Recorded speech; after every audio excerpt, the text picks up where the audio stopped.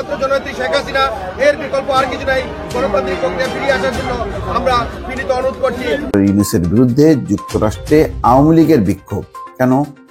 Doctor ইউনূসের অপরাধটা কি দেখি। আসসালামু আলাইকুম ভিউয়ার্স, দেশ ও দেশের বাহির থেকে যারা আমার ভিডিওটি প্লে করেছেন জানাচ্ছি আন্তরিক শুভেচ্ছা ও অভিনন্দন। আশা করি সবাই ভালো আছেন, সুস্থ আছেন, আলহামদুলিল্লাহ। তো ভিউয়ার্স, শেখ হাসিনার পদত্যাগ পত্র নিয়ে এখনো পর্যন্ত ধোঁয়াশা কাটেনি। তার সন্তান সহ আওয়ামী লীগের বিভিন্ন কর্তৃত্ব নেতাকর্মীরা এখনো পর্যন্ত শেখ হাসিনাকে বাংলাদেশের প্রধানমন্ত্রী হিসেবেই আখ্যায়িত করছেন। তবে এই বিষয় নিয়ে ইন্টারন্যাশনাল অপরাধ ট্রাইব্যুনাল বা নিউ ইয়র্ক জাতিসংঘ আমেরিকা কি ধরনের সিদ্ধান্ত গ্রহণ করলো? ডক্টর ইউনূসের জাতিসংঘের ভাষণের মাধ্যমে যে অভিযোগটি তিনি শেখ হাসিনার বিরুদ্ধে করেছেন আন্তর্জাতিক অপরাধ ট্রাইব্যুনালের কাছে, শেখ হাসিনার সেই পদত্যাগ ও তার শাস্তি বিচার সম্মুখীন সবকিছুর বিস্তারিত জানবো আজকের এই রিপোর্টে। সো ভিডিওতে যাওয়ার আগে ছোট রিকোয়েস্ট করবো, যারা এখনো চ্যানেলটি সাবস্ক্রাইব করেননি, নিয়মিত দেশের সকল আপডেট সবার আগে জানতে অবশ্যই চ্যানেলটি সাবস্ক্রাইব করে পাশে রাখবেন। দর্শক আসুন স্ক্রিনে।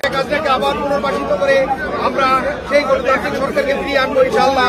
আমরা মনে করি 18 কোটি মানুষের প্রতিনিধি একমাত্র জননেত্রী শেখ হাসিনা, এর বিকল্প আর কিছু নাই। গণতান্ত্রিক প্রক্রিয়া ফিরিয়ে আসার জন্য আমরা বিনীত অনুরোধ করছি এবং অনতিবিলম্বে ডক্টর ইউনূসকে পদত্যাগ করে বাংলাদেশের রাষ্ট্রপতির কাছে ক্ষমতা হস্তান্তর করে আগামী দিনের নির্বাচন পরিচালনা করার দায়িত্ব দেওয়ার জন্য অনুরোধ করছি। যুক্তরাষ্ট্রে আওয়ামী লীগের বিক্ষোভ কেন? ডক্টর ইউনূসের অপরাধটা কি দেখি। কি অপরাধ? অন্তর্বর্তী সরকারের প্রধান উপদেষ্টা ডক্টর মোহাম্মদ ইউনূসের বিরুদ্ধে যুক্তরাষ্ট্রের নিউ ইয়র্কে বিক্ষোভ করেছে আওয়ামী লীগ। ভালো। উপদেষ্টার আবাসস্থল গ্র্যান্ড হায়াতের সামনে এবং জাতিসংঘের সদর দপ্তরের বাইরে এই বিক্ষোভ হয়। জাতিসংঘের ৭৯তম সাধারণ অধিবেশনে যোগ দিতে নিউ ইয়র্কে এখন আছেন ডক্টর মোহাম্মদ ইউনূস, আমরা সবাই জানি। তো এই হোটেলের সামনেই তারা বিক্ষোভ করেছে। দ্য ইকোনমিক টাইমসের 24শে সেপ্টেম্বরে এক প্রতিবেদন এবং বাংলাদেশ আওয়ামী লীগের ফেসবুক ভেরিফাইড ফেসবুক পেজে শুক্রবার কয়েকটি ভিডিও আপলোড করে পৃথক ওই দুই বিক্ষোভের খবর জানানো হয়। মাশাআল্লাহ। ভারতীয় সংবাদ মাধ্যমটি বলছে, গ্র্যান্ড হায়াতের সামনে সংখ্যালঘু নির্যাতনের প্রতিবাদ ও বিচার দাবিতে বিক্ষোভ হয়েছে। মানে যে ইস্যুটাকে সামনে আনলে আন্তর্জাতিক মহল সাড়া দেবে, ঠিক সেই ইস্যুটা তারা ধরেছে। ভালো, এটা একটা বুদ্ধিমত্তার বিষয়। সেখানে অংশ নেওয়া এক বিক্ষোভকারী বলেন, শেখ হাসিনা পদত্যাগ করেননি, তিনি এখনো আমাদের প্রধানমন্ত্রী। ডক্টর ইউনূস ফিরে যান, আমরা শেখ হাসিনার সরকার চাই। বাপরে, এই দাবিটা, স্লোগানটা ঢাকায় এসে করলে ভালো হয়, ওই যুক্তরাষ্ট্রে করে লাভ নেই। যুক্তরাষ্ট্রে এরকম মানে বিএনপি অনেক বিক্ষোভ করেছে শেখ হাসিনার বিরুদ্ধে, অনেক হাজার হাজার জড় হয়েছে, কোনো লাভ হয়নি। একদম বিন্দুমাত্র শেখ হাসিনাকে কাঁপানো যায়নি, টলানো যায়নি। বরং যারা বিক্ষোভে অংশ নিয়েছে তাদেরকে খুঁজে খুঁজে তাদের বাংলাদেশে থাকা পরিবারগুলো নিপীড়নের শিকার হয়েছে। আশা করি আমি যে এখানে যারা বিক্ষোভ করেছে তাদের ছবিগুলো আবার মানে কালেক্ট করে তাদের পরিবার পর্যন্ত যাতে এই ইউনূস সরকার তার প্রশাসনকে নির্দেশ না দেয়, বিক্ষোভ করুক। বিক্ষোভ করা উচিত। এখন তো সত্যি কথা বলতে কি, বিরোধী দলবিহীন একটা দেশ। এখন বিএনপি, জামাত এরা তো সব সরকারি দল। এখন একমাত্র বিরোধী দল আছে আওয়ামী লীগ। যেটা যেভাবেই হোক না কেন, সেটা এখনো ধরা ছোঁয়ার বাইরে আছে, কিন্তু কাগজে কলমে তারা এখন সত্যিকারের বিরোধী দল। তার বই প্রকাশ আমরা ফেসবুকে দেখছি, আর প্রবাসে এই যে নিউ ইয়র্কে আমরা দেখলাম। আওয়ামী লীগের আপলোড করা ভিডিওতে শেখ হাসিনার সরকার পুনঃপ্রতিষ্ঠার স্লোগান দিতে শোনা গেছে। উপস্থিত আওয়ামী লীগ নেতা কর্মীরা অন্তর্বর্তী সরকার বিরোধী বক্তব্য দেন। জাতিসংঘের 89তম সাধারণ অধিবেশনে যোগ দিতে 23শে সেপ্টেম্বর ডক্টর ইউনূস গেছেন। তো যাই হোক, এখন বিষয়টা হলো ডক্টর ইউনূসের বিরুদ্ধে স্লোগান দিয়ে লাভ নেই। এই ডক্টর ইউনূসকে আজকের এই পর্যায়ে আনার পেছনে যার সবচেয়ে বড় ভূমিকা, তিনি হচ্ছেন শেখ হাসিনা। এই মানুষটা তার নিজের কাজে ব্যস্ত ছিল, সাথে পাচে নাই, খোঁচাইতে খোঁচাইতে খোঁচাইতে আজকে কোথায় আনা হয়েছে? একদম টিট ফর ট্যাট, যেমন কুকুর তেমন মুগুর হয়েছে। ওই শেখ হাসিনাই এখন ওই যে প্রধানমন্ত্রীর কার্যালয়ে তার চেয়ারে যেয়ে বসতেছে। শুধু গণভবনে বসবাস করতেছে না, এটা ভালো। এই অপবিত্র জায়গায় ওনার বসবাস না করাই ভালো। যাই হোক, এখন যেটা হলো যে আওয়ামী লীগের এখন প্রতিদ্বন্দ্বী আসলে ইউনূস সরকার না, ইউনূস সরকার হলো অন্তর্বর্তী, মানে অনেকটা কেয়ারটেকার গভর্নমেন্ট, তত্ত্বাবধায়ক সরকারের মতন। ওনারা একটা নির্বাচন দিয়ে চলে যাবে যার যার পেশায়। আওয়ামী লীগকে ফেস করতে হবে আগামীতে বিএনপি এবং জামাতকে, সেইভাবে তাদেরকে প্রস্তুতি নিতে হবে। আওয়ামী লীগ গত 15 বছরে যা যা করেছে তার যদি তারা 100 ভাগে 10 ভাগও করে, আমি নিশ্চিত আওয়ামী লীগ টিকতে পারে না। অবর্ণনীয় নির্যাতন, অত্যাচার করেছে। এইটা এর 10 ভাগ যদি মানে আওয়ামী লীগের উপর হয়, তাহলে আমি বুঝবো না আওয়ামী লীগ টিকে গেছে। এখন বলবেন যে না, সেটা তো 5ই আগস্ট হয়ে গেছে। না, 5ই আগস্ট এটা তাৎক্ষণিক ভাবে হয়ে গেছে এবং তারা পালায় গেছে, তখন তাদের বাড়ি ঘর।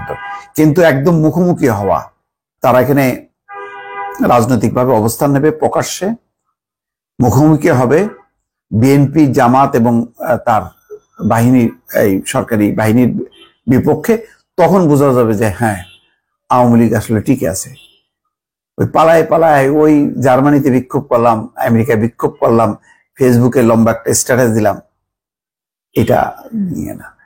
স্ক্রিনে আমরা সে সম্পর্কে বিস্তারিত জানলাম। এই বিষয়ে আপনাদের মতামত কমেন্টে জানান, কেউ ভিডিওটি স্কিপ করবেন না। আন্তর্জাতিক অপরাধ ট্রাইব্যুনাল থেকে নিজেকে বাঁচানোর জন্য শেখ হাসিনা ভারতে কিন্তু এখনো বসে নেই, বরং নরেন্দ্র মোদীর মাধ্যমে বিভিন্নভাবে বাংলাদেশের সরকার ও আন্তর্জাতিকভাবে তিনি সমাধান করার চেষ্টা করেও সর্বশেষ কি হালত হবে এই স্বৈর শাসকের, বিস্তারিত জানবো এই রিপোর্টে। আসসালামু আলাইকুম, আমি নাইম, দক্ষিণ কোরিয়া থেকে। গাছে কাঁঠাল, গোফে তেল, নাকি আসলেই দিবা স্বপ্ন, নাকি আসলেই অরিজিনালি তলে তলে কোন রকম ইশারা ইঙ্গিত আছে? আর এই জিনিসটা কিছুটা আমার কাছে মনে হয় যে বিএনপি, জামায়াতে ইসলাম বা অন্যান্য যে দলগুলো আছেন, আপনি দেখবেন যে সবাই একটা জিনিসে ভয় পায়। এই ভয়টা হচ্ছে কি, যে সত্যি কি শেখ হাসিনা বাংলাদেশে ফিরবে কিনা। এর মাঝখানে সজীব ওয়াজেদ জয় তিনি বক্তব্য দিচ্ছেন যে মা ফিরবে, জেল টেল যাই হবে এটা তিনি বরণ করতে প্রস্তুত। এই কথাগুলার একটা লিঙ্কা পয়সা আজকের এই নিউজে কানেক্ট হলো। প্রথম সারি গণমাধ্যম কালবেলা তারা যে নিউজটা করছে, হেডলাইনটা সুন্দর দিছে, তলে তলে তলে তলে কি করছে ভারতবর্ষে শেখ হাসিনা। দর্শক, এখানে যতগুলা কি বলে যে তথ্য আসছে, বিশাল একটা ফিচার। সেই ফিচারকে আমরা যদি শর্টলি বলি যে 5ই আগস্টের পর আওয়ামী লীগ অনেকটাই হাওয়া হয়ে গিয়েছিল, তবে আবারও সরব হতে শুরু করছে দলটির বিভিন্ন স্তরে থাকা নেতারা। অজ্ঞাত স্থান থেকে বিভিন্ন রকম বক্তব্য দিচ্ছেন, দলীয় নেতাকর্মীদের চাঙ্গা করার জন্য, আবার আইনি সহযোগিতার জন্য, কোথায় বিচার দিতে হবে, কিভাবে কি করতে হবে, এই ধরনের বক্তব্য বিভিন্ন সময় দিচ্ছেন। আবার শেখ হাসিনার কিছু ফোন রেকর্ডও ইচ্ছাকৃত হোক অনিচ্ছাকৃত হোক ছড়িয়ে পড়ছে, যেন নেতাকর্মীরা মনোবল না হারান। এবার আসছে আরেক বক্তব্য যে তলে তলে ভারতে বসে নির্বাচনের প্রস্তুতি নিচ্ছে আওয়ামী লীগ। একটা কোয়েশ্চেন মার্ক। এখন কেন এই কথাটা আসছে আমি বলি। তারা তাদের যে জায়গাটা থেকে বিশ্লেষণ দিয়েছে, বলা হচ্ছে যে নির্বাচন ইস্যুতে গেল কয়েকদিন যাবত যখন আমাদের সেনা প্রধান তিনি একটা বক্তব্য দিলেন যে 18 মাস পরে জাতীয় নির্বাচন হবে, এর পরদিনই সজীব ওয়াজেদ জয় সেনাপ্রধানকে একটা ধন্যবাদ দিলেন যে 18 মাস ফাইন, সুন্দর, বাট আর একটু আগে হইলেই ভালো ছিল। আবার আপনি খেয়াল করেন যে শেখ হাসিনা ভারত যাওয়ার পর বিএনপির সাথে একটা ভালো সম্পর্ক তৈরি করতে চাইল সজীব ওয়াজেদ জয়। ফেসবুকে তিনি তারেক জিয়ার উদ্দেশ্যে একটা বার্তা দিয়েছিলেন। এরপর যখন থেকে নির্বাচনের ইস্যুতে বক্তব্য আসা শুরু হলো, তখনই কিন্তু অনেকটা সরগরম হয়ে উঠল আওয়ামী লীগের আরো নেতারা। হানিফ সাহেব তিনি আপনার বললেন আওয়ামী লীগকে ছাড়া নির্বাচন অসম্ভব। তবে আওয়ামী লীগ এখন তলে তলে নির্বাচনের যে প্রস্তুতি নিচ্ছেন, আদৌ কি তারা নির্বাচনের জন্য যেই তরিটা আছে সেই তরিটা পার হইতে পারবে কিনা? কারণ দুইটা স্টেপ খুবই সেন্সেশনাল ইস্যু আছে এখানে। নাম্বার 1, আন্তর্জাতিক অপরাধ ট্রাইব্যুনাল, যেটা বাংলাদেশে একটা গঠিত হয়েছিল আওয়ামী লীগ সরকারের আমলেই যুদ্ধাপরাধীদেরকে ফাঁসি দেওয়ার জন্য। সেই ট্রাইব্যুনালেই কিন্তু শেখ হাসিনার বিরুদ্ধে মামলা উঠে গেছে। এখন সেটার অ্যাক্টিভিটিস খুব দ্রুত শুরু করার জন্য চেষ্টা করছেন সরকার।